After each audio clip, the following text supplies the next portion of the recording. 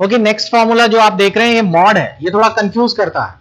Mod formula जो है वो मॉडुलस के लिए है, लेकिन यहां पे दिमाग में आता है मॉडुलस मैथमेटिक्स में मतलब होता है पॉजिटिव वैल्यू, यहां पर थोड़ा अलग है, यहां मॉड का मतलब होता है रिमाइंडर वैल्यूज।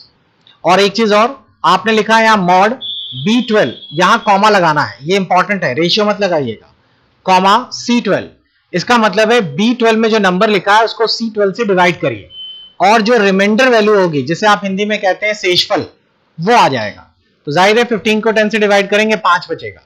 अगर आप यहाँ वैल्यूज चेंज करते हैं, जैसे 15 को 3 से डिवाइड किया जाए तो पूरा पूरा कट जाएगा और इसलिए रिमाइंडर 0 हो जाएगा। तो मॉड जो है वो रिमाइंडर वैल्यूज के लिए बनाया गया है, ये रिमाइंडर शो करता है। और इंटीजर, अच्छा इससे जुड़ा हुआ एक क्वेश्चन भी आया था तो मैं आपको वो भी बता दूं कि कभी कभार पूछ लिया था उस फॉर्मूले का नाम बताइए या वो फॉर्मूला बताइए जो कि कोशेंट बताता है। तो कोशेंट बताने के लिए कोई फॉर्मूला नहीं होता, आप लोगों के पास अगर कोई नंबर लिखा है इस तरीके से और मैंने आपसे कहा कि इसका कोशेंट बताइए, तो आप लोग लिखेंगे इक्वल टू ये वाला सेल डिवाइड बाई ये वाला सेल। तो सिंपल डिवाइड कर दीजिए, तो डिवाइड करने के बाद देखिए कोशेंट वैल्यू तो ऐसे ही आ गए। और मॉड वैल्यूज आप लोगों का या रिमाइंडर वैल्यू मॉड से निकल आएगी। नेक्स्ट जो फॉर्मूला है वो है इंटीजर। इंटीजर फॉर्मूला का मतलब होता है दिए गए नंबर्स में पॉइंट्स खत्म कर दीजिए। तो आप देख रहे हैं B13 पे मैंने एक नंबर लिखा है जिसमें कि 2.55414 लिखा हुआ है, हमें पॉइंट्स नहीं चाहिए, तो मैंने इक्वल टू इंटीजर B13 लिख दिया और एंटर किया। देखिए इसने पॉइंट्स हटा दिए। आपने कोई भी नंबर लिखा होता अगर उसमें पॉइंट्स थे तो वो ऑटोमेटिकली पॉइंट्स हटा देता, बिना पॉइंट्स के नंबर शो करता वो। तो यही है आपका इंटीजर। राउंड फॉर्मूला जो है ये भी अच्छा है, ये काफी यूज में भी रहता है, ये नंबर्स को राउंड ऑफ करता है। यहां लिखा गया है B14, इसको मैं उससे बताता हूं, ये ऐसे भी देख सकते हैं आप, फंक्शन से भी देख सकते हैं। फंक्शन में आप राउंड लिख दीजिए, राउंड। ये मैंने फंक्शन वाला सिस्टम आपको इसलिए बताया कि आपको फॉर्मूलाज नहीं याद रहते तो ये बेस्ट तरीका है। आप फंक्शन खोलिए, सर्च करिए अपना फॉर्मूला, आपको फंक्शन में फॉर्मूलाज मिल जाएंगे सारे के सारे।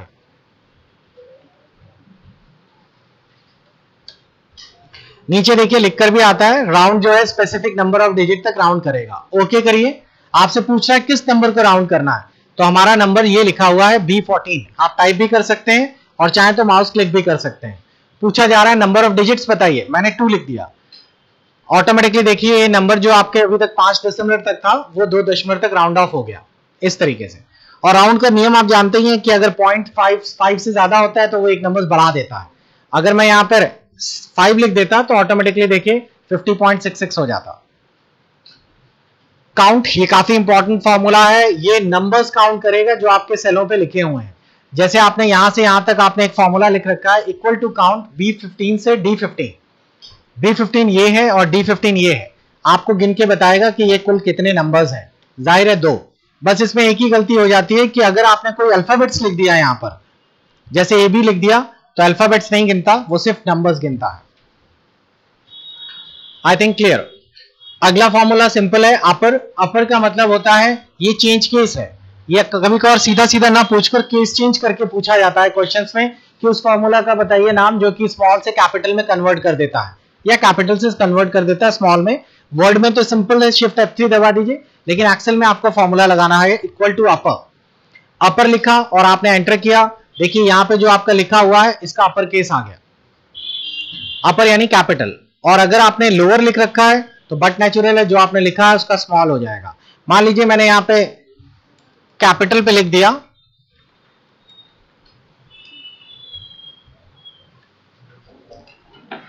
और कैपिटल में लिखने के बाद मैंने जैसे ही एंटर किया वो ऑटोमेटिकली उसको स्मॉल कर देगा। प्रॉपर वर्ड का मतलब होता है पहला कैपिटल बाकी स्मॉल। जैसे यहां सिस्टम लिखा हुआ है तो सिस्टम में देखिए अगर मैं प्रॉपर लगा देता हूं B18 में तो पहला कैपिटल हो जाएगा बाकी स्मॉल हो जाएगा। B18 ये है, आप यहां पे कोई भी वर्ड लिखिए ऑटोमेटिकली पहला कैपिटल बाकी स्मॉल हो जाएगा। नेक्स्ट, ये जो आप देख रहे हैं 4 फॉर्मूलाज, इसका नाम लॉजिकल फॉर्मूलाज भी है, ये लॉजिकल वैल्यूज के लिए बनाए गए हैं। इसमें पहला फॉर्मूला बहुत यूजफुल है जिसका नाम है इफ, इसको कंडीशन स्टेटमेंट भी कहते हैं। अब यहां पर इस सेल पे ध्यान दीजिए, ये सेल है हमारा B20 और आपने यहां पे लिख रखा है कि आपसे बोला गया है कि अगर कोई कैंडिडेट, एक नंबर मान लीजिए कि अगर कोई कैंडिडेट किसी सब्जेक्ट या परसेंटेज में 33 से कम है, मान लीजिए ये हमारा परसेंटेज है। अगर कोई बच्चा 33 से कम है तो उसके स्क्रीन पे फेल आए रिजल्ट में, और 33 से ज्यादा है तो वो पास हो जाए। तो आपको यहाँ पे एक कंडीशन लिखनी पड़ेगी। कंडीशन लिखने का तरीका सीख लीजिए। ये लिखना वाला तरीका ज्यादा अच्छा है क्योंकि इससे हम लोग कई इफ यूज कर पाएंगे। इफ के अंदर एक और इफ लगा पाएंगे, जिसे हम लोग कहते हैं नेस्टेड इफ।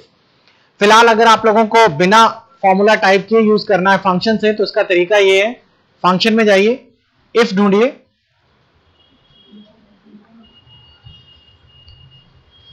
और इफ मिल गया ओके करिए।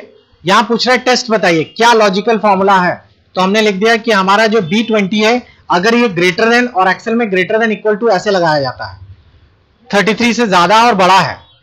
ट्रू हो तो क्या दिखाए, पास दिखाए, फॉल्स है तो क्या दिखाए, फेल दिखाए। तो अगर किसी ने कंडीशन सही हो जाती है तो ऑटोमेटिकली पास आ जाएगा। अगर ये वैल्यू 33 से कम हो जाती है और कंडीशन गलत हो जाती है तो अपने आप फेल हो जाएगा। मैंने ओके किया, ओके करते ही देखिए यहाँ 54 है तो ऑटोमेटिकली पास है। अगर मैं कंडीशन गलत कर देता हूं तो ऑटोमेटिकली फेल है। आप लोग क्या बता सकते हैं, अगर मैं एग्जैक्ट वही कंडीशन लिखता हूं 33, तो आंसर क्या आना चाहिए, पास आएगा, बिकॉज हमारी कंडीशन में ग्रेटर देन और इक्वल टू दोनों कवर किया गया है। इसको आप लोग टाइप करके भी कर सकते हैं। पहले इफ लिखिए, ब्रैकेट में अपनी कंडीशन लिखिए, कॉमा, डबल इन्वर्टेड कॉमा में पास होने वाली कंडीशन यानी ट्रू वाली कंडीशन, इन्वर्टेड कॉमा क्लोज, और इसके बाद गलत होने वाली कंडीशन।